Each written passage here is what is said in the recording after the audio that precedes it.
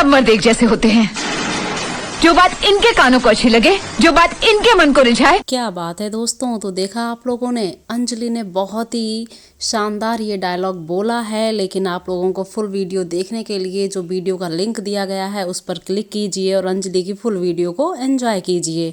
और साथ ही आप लोग बताएंगे कि अंजलि ने इस वीडियो में कैसी एक्टिंग की है। और फिर मैं नेक्स्ट वीडियो में आप लोगों के कमेंट्स को पिक करूंगी, तो जल्दी से आ जाइए अपने कमेंट बॉक्स में और कमेंट करके भी बता दीजिए कि आप लोगों को ये वीडियो कैसी लगी।